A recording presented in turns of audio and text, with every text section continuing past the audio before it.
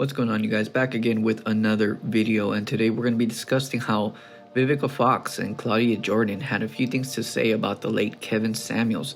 I honestly had to look up what movies she was in because I couldn't really remember any, but apparently she thinks he deserves what had came to him because of the things he was saying to women and how he carried himself. A recent article, Vivica Fox stated the following during an interview. According to Fox, the misogyny messenger was actually a hypocrite. Not only that, but karma came knocking on his door when he died.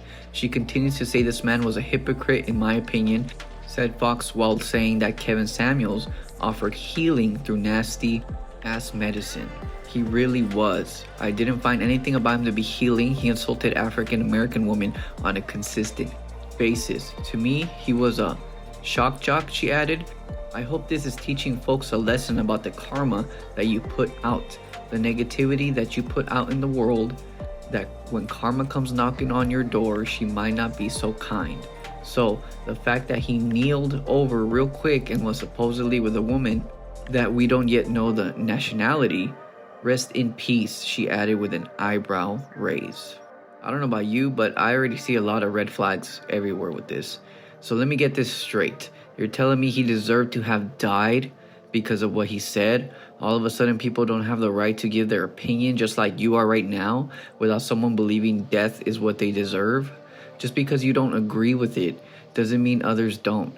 And it's clear as day that many people, which includes male and females from all races, I might add, agreed with what Kevin Samuels had to say. This is why he was such a big influence. This is why many women called him for advice. You're over here saying he wasn't healing and a hypocrite, but how was he? Can you give examples of how he wasn't healing or a hypocrite just because he spoke the truth? The harsh truth people need to really hear sometimes to get out of their fantasy bubble that they can just sit there and believe everything will just come to them without putting in the work, that they can just ask for more after they settle for less. It's true, you can want what you want. There's nothing wrong with that. But it doesn't mean you're going to get it. It doesn't mean you're entitled to it. And that was always the problem.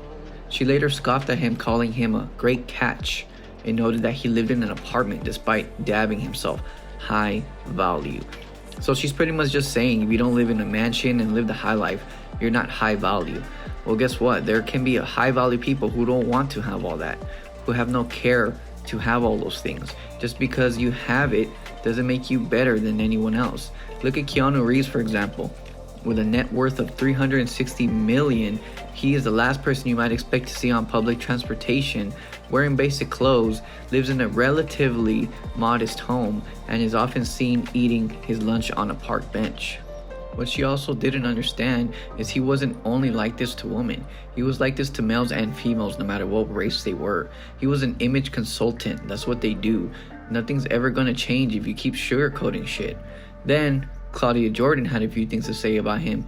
She goes on to say, I'm gonna say this and people can be mad at me if they want to, said Claudia Jordan on Cocktails with Queens.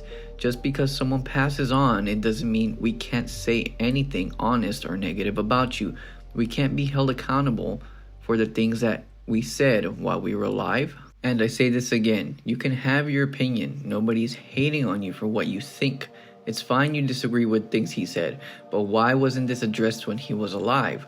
Why all of a sudden bash someone for what they said after they had passed away? That is the disrespect it's come down to. Looks like you want an opinion, but you don't want it to be questioned. Maybe she thought Kevin Samuels would clap back, and we can't have that now, can we?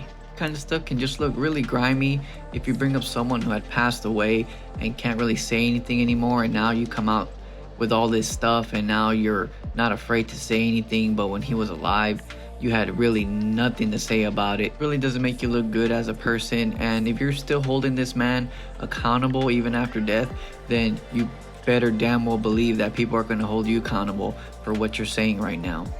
And just like you said, when karma comes knocking at your door, she might not be so kind.